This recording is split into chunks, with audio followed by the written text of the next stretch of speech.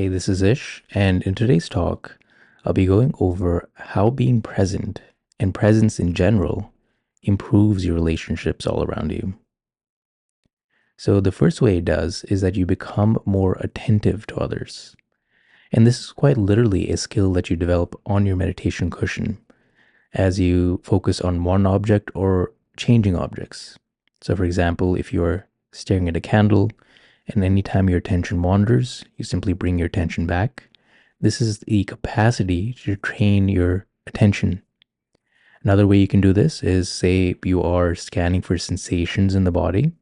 You are observing changes and you're being attentive to the changing conditions of your meditation object.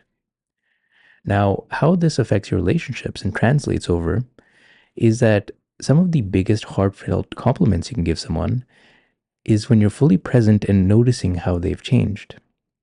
So you can make someone feel really heard and seen when you observe how they've really made an attempt at something, or you notice, say, like a haircut, even something very simple like that. And I think it really stands out more in today's chaotic and distracted world because people's attentions are always split between multiple things. And there's a lot of distractions and things competing for a person's attention. There's a lot of stimulus going on.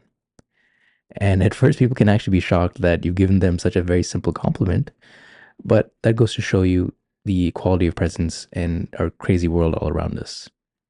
Now, the second way this attentiveness spills out in your relationships is that you're able to offer your undivided attention and presence and really be there for someone.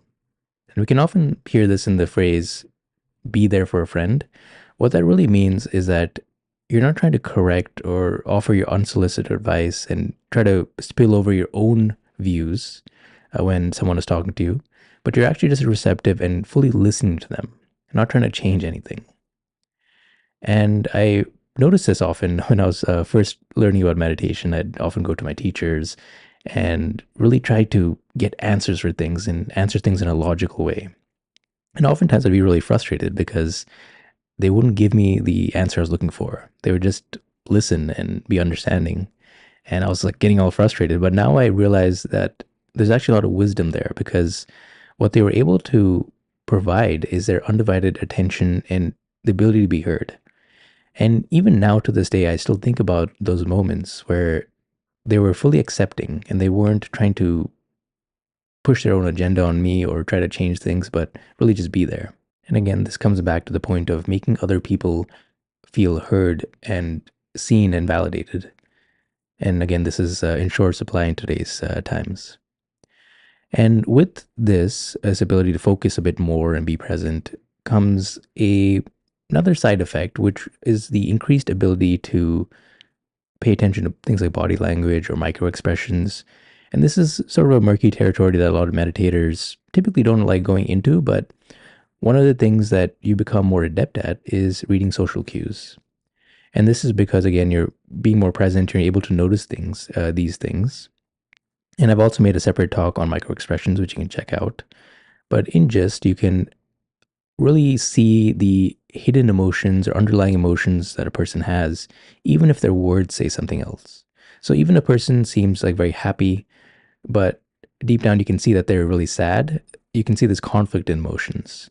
And this underlying emotion of sadness was actually always there. But normally, if you have a very busy mind or you're not very focused, and what happens is that you're unable to pick up on these things. And maybe if you have your own very busy mind, you're focusing on your own thoughts.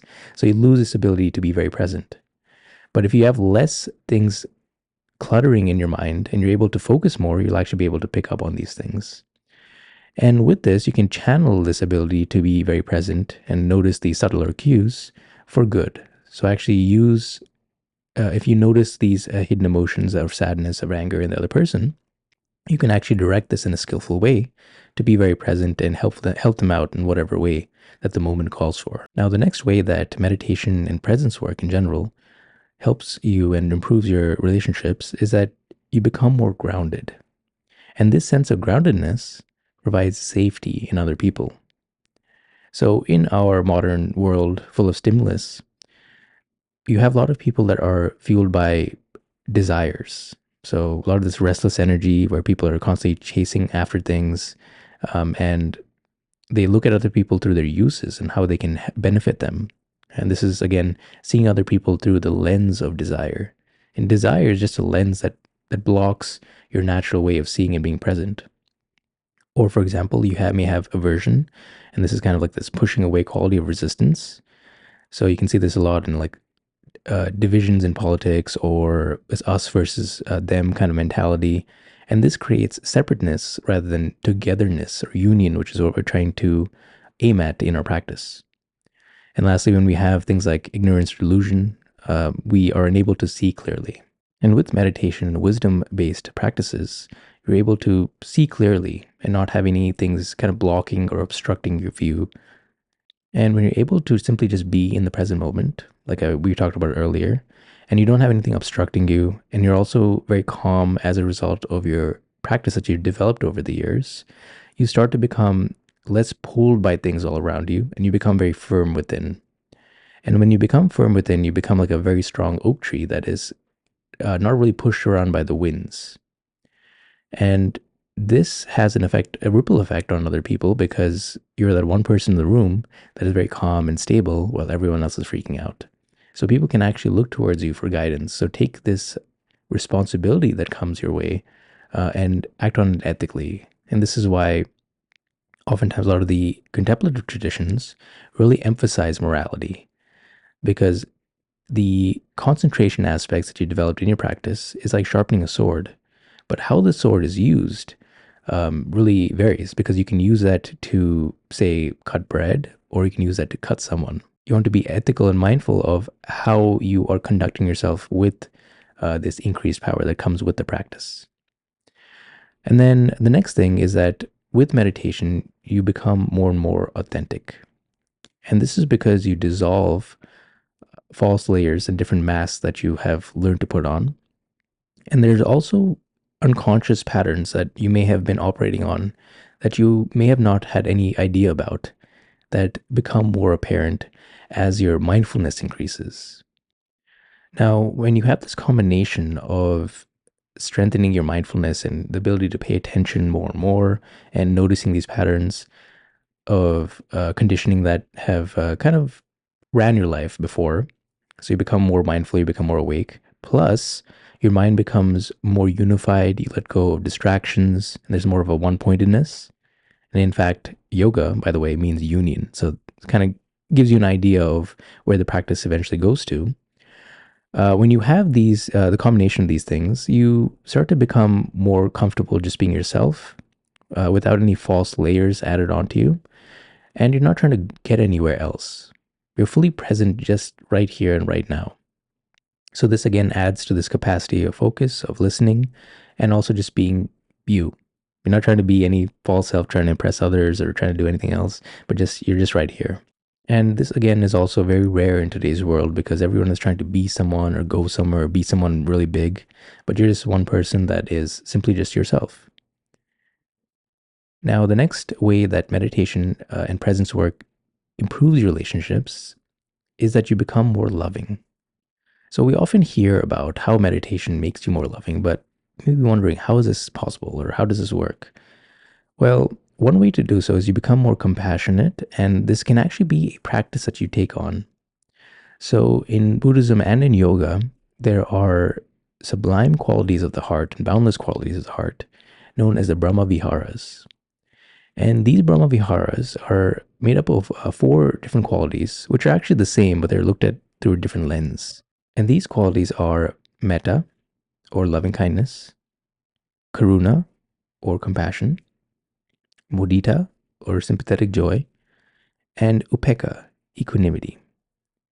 Now, when you're first generating this goodwill or loving kindness or metta, you are seeing other people or yourself as a friend, and you're offering yourself or others goodwill. And when you start to do this, you'll actually notice you become more compassionate and more accepting to yourself and to other people as well. And there are many benefits of this practice. And 2 things that the Buddha had mentioned is that there are 11 benefits of loving kindness, and 2 of those are you become dear to human beings, and dear to non-human beings. And I've also noticed this myself where more pets have become happy to see me the more that I practice this. And it's a very nice thing because you become less guarded, less jaded. You become just a bit more open to others. And you actually look forward to seeing other people and you radiate this goodwill to others. And they in turn also radiate that back out to you. So a lot of your relationships can positively change as you start to let go of anger in your heart or resistance or pushing other people away, and you become more open, free, and loving to others. And other people generally look forward to seeing you. And this can have a positive effect on a lot of people's lives. And I can't highly recommend loving kindness and the Brahma Vihara practices enough because they can have a dramatically positive effect on your relationships in your life. So I hope you like this talk on how presence and meditation can positively impact your relationships in your life. And if you have any observations yourself on how meditation has improved your relationships, please leave a comment and share your thoughts.